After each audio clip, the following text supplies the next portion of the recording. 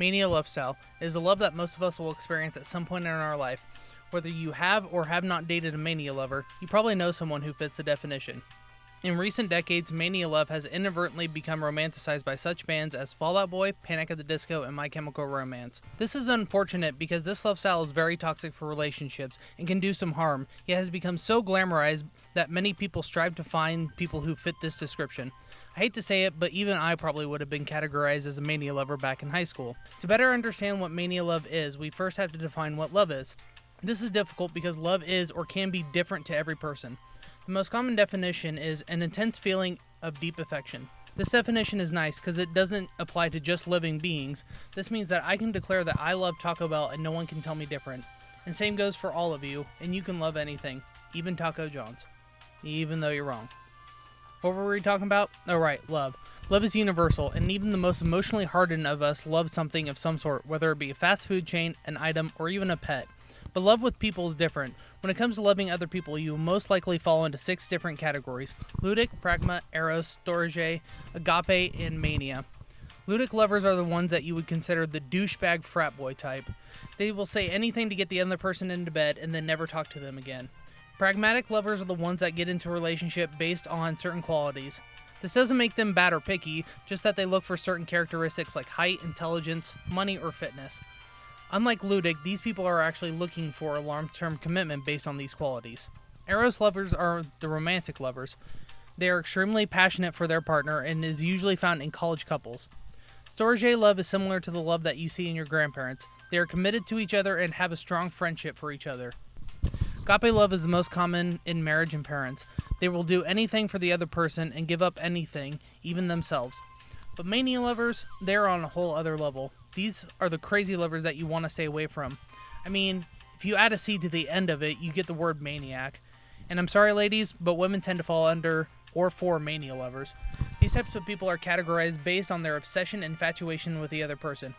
You may be wondering, well, in Eros love, the people in the relationships are obsessed with the other person and want to be with them all the time. And you would be right, but you would also be wrong.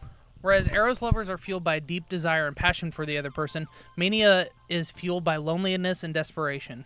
On the surface, they look similar, but once you dig deep enough, you may start to see the cracks in mania.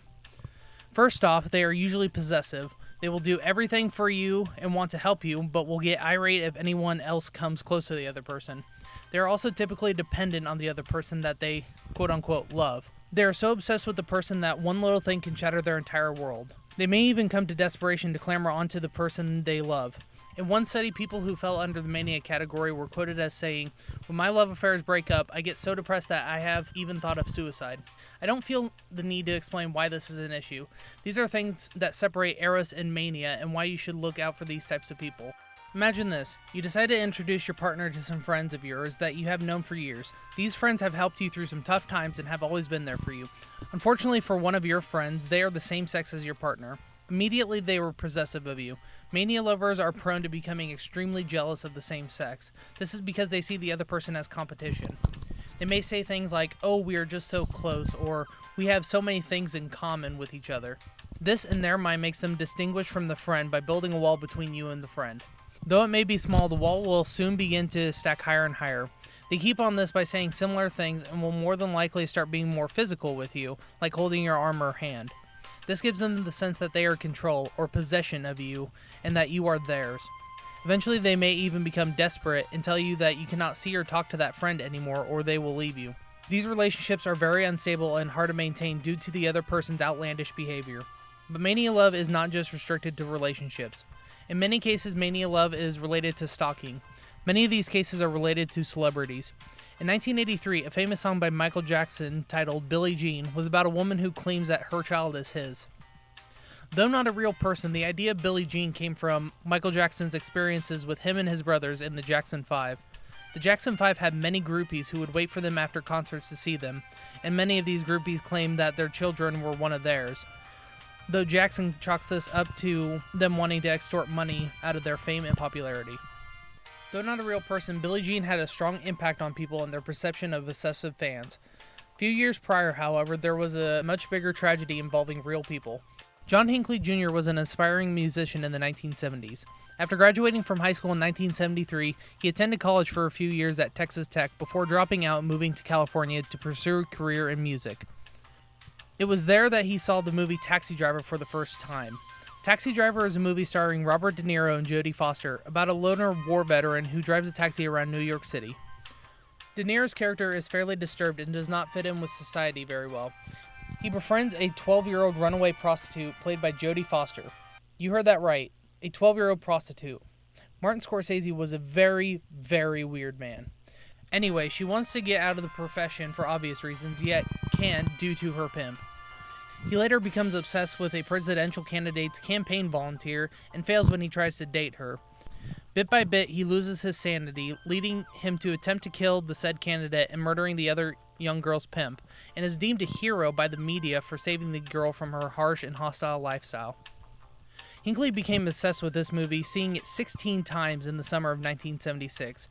He becomes obsessed with Jodie Foster and her character.